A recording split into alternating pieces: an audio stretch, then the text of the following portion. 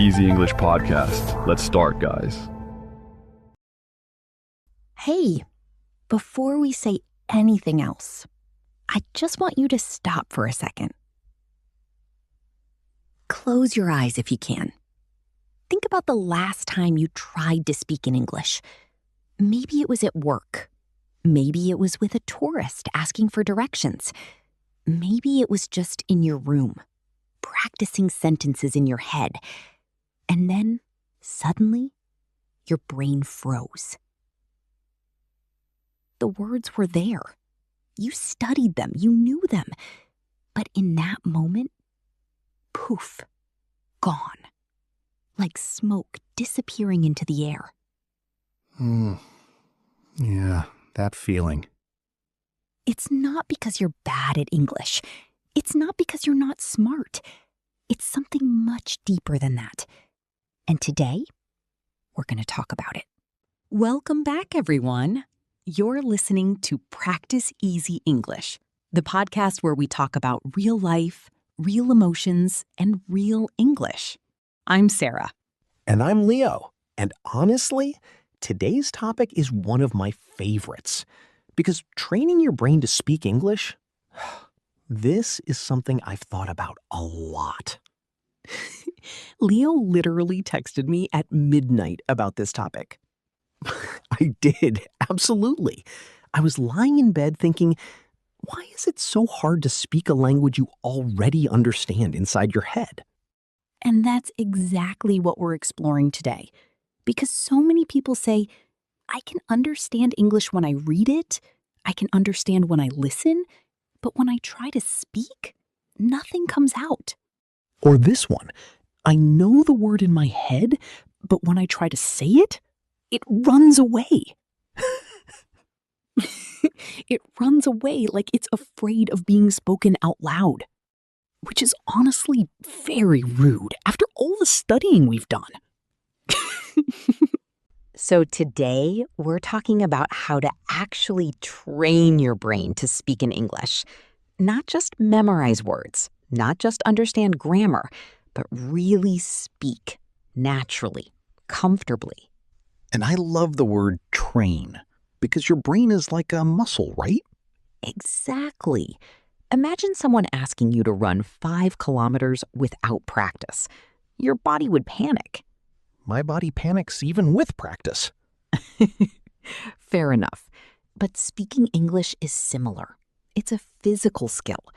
Your mouth, your tongue, your breathing, all of it needs repetition and practice. Your brain needs to build pathways between knowing a word and saying a word. And when you don't use English often, those pathways get covered up, like a little path in a forest nobody walks through anymore. That's such a beautiful image. The path still exists. It's just hidden under leaves. Pause. And today, we're going to clear those leaves together. Slowly, gently, no pressure. Just a conversation between friends. Let's start with something honest. Why does the brain freeze when we try to speak English? Okay, yes, I know this feeling very well. I used to study grammar and vocabulary and think, wow, I'm improving. And then someone would suddenly speak English to me, and it felt like somebody turned off all the lights in my brain. Complete darkness. Every word I'd ever studied just disappeared. The lights went out. Exactly. And I would just smile and nod like I understood everything. Ah, yes, the famous smile and nod. Everyone listening knows that move. I was an expert at it. But there's actually a reason this happens. When we're nervous, our brain uses energy to deal with fear and stress. And suddenly, there's less space left for language. So it's like anxiety walks into the room and takes up all the space, and the English words are standing outside waiting to come in? Exactly. The speaking gap. There's something called the speaking gap. Most English learners spend a lot of time on input, listening and reading, but not enough time on output, speaking and writing. So your brain fills up with English but never practices releasing it. Exactly. It's like filling a bathtub with water but never opening the drain. Ooh, that's good. The water is there, but it never learns to flow. And here's a useful phrase. I need to work on my speaking. Let's say it slowly together. I need to work on my speaking. Thinking in English. One of the most important habits is learning to think in English, not translate. Think. Exactly. Many learners first think in their own language, then translate into English. But translation takes time, and conversation moves fast. It's like watching a tennis match while trying to write notes about every point. The game keeps moving before you're ready. That's actually a brilliant example. Thank you very much. So start small. Wake up in the morning and think simple thoughts in English. It looks cold today. I'm tired. I need coffee. I definitely need coffee right now. And slowly your brain starts building those English pathways naturally. The forest path becomes clearer. Exactly. A very useful sentence. I'm trying to think in English.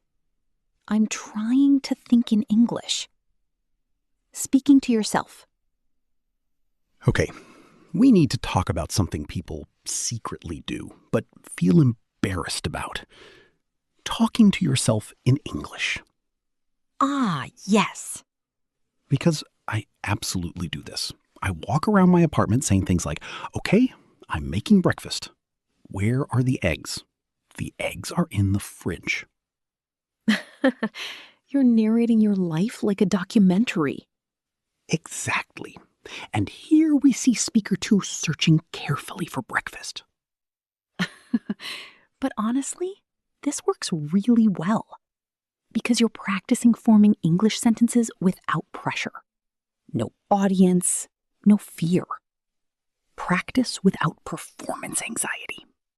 Exactly. Useful phrase, I'm practicing out loud. Or, I talk to myself in English. It helps. Pause. Okay, we need to talk about the biggest fear of all, making mistakes. Yeah, that little voice in your head saying, if I make a mistake, people will judge me. But here's the truth. Most people aren't judging you.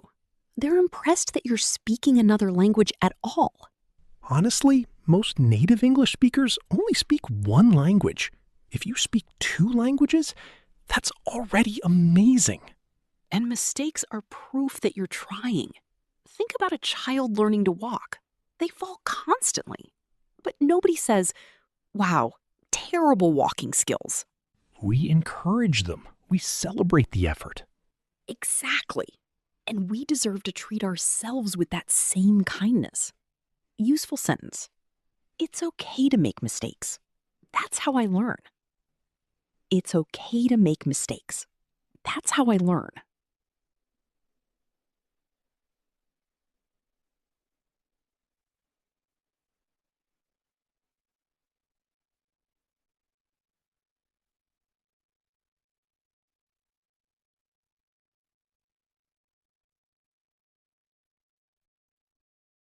Small habits that train your brain. Now, let's talk about practical habits you can start today. Today, not next week. Exactly. First habit, keep a simple English journal. 5 minutes every evening. Write about your day. And don't worry about perfect grammar. Just write. Second habit, listen to English before sleeping. A podcast, a short video, an audiobook. Your brain continues processing language while you sleep. Which honestly feels like magic. A third habit, shadow speaking. Listen to English and repeat it immediately, like a shadow. Copy the rhythm, the pronunciation, the pauses. At first, you feel like a parrot. A very hard-working parrot. But it really trains your mouth and brain together. Useful phrase. I practice by repeating what I hear. And finally, find somebody to speak English with regularly. Even short conversations matter, because conversation is the real gym for language learning. Can I say something honestly? I think many people quit language learning right before their breakthrough. There's a stage where you feel tired, you feel stuck. You think, maybe I'm just not good at this.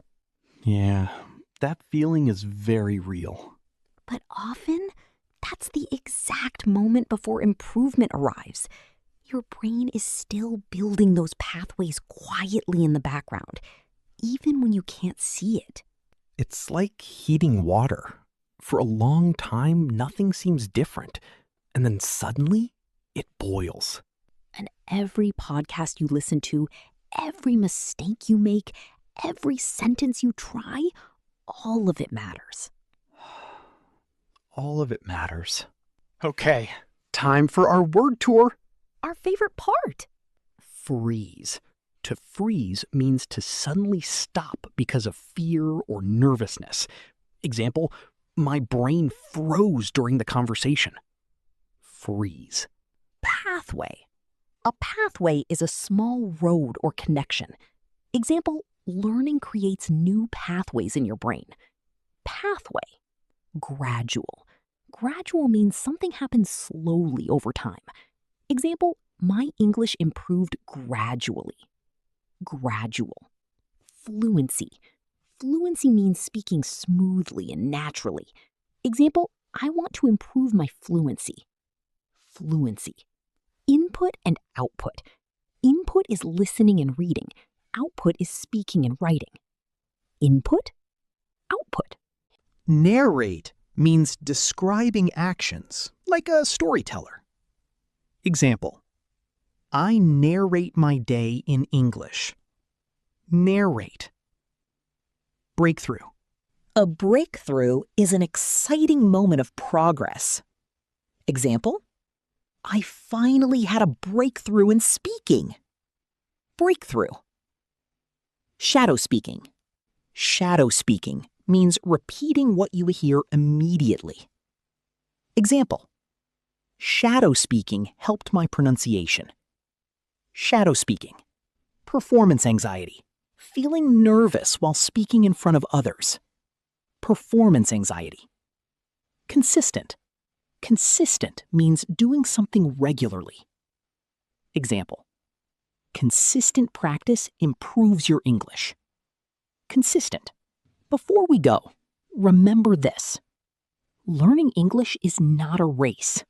It's not a competition. It's something you slowly grow into, like a plant needing water and sunlight. You can't force it to grow overnight. You just take care of it every day. And even on the days when it feels like nothing is changing, your roots are still growing stronger underneath. And every single time you listen to this podcast, every new word you try, every time you refuse to quit, we're cheering for you. You are not alone in this journey. Everyone listening is walking this road together. Now here's our question for you. What is one thing that makes speaking English difficult for you? Write your answer in the comments. In English, of course. Even one sentence counts. We read every single comment, and we truly love hearing from you. Okay, guys, bye, and thank you. Bye. And you've been listening to Practice Easy English.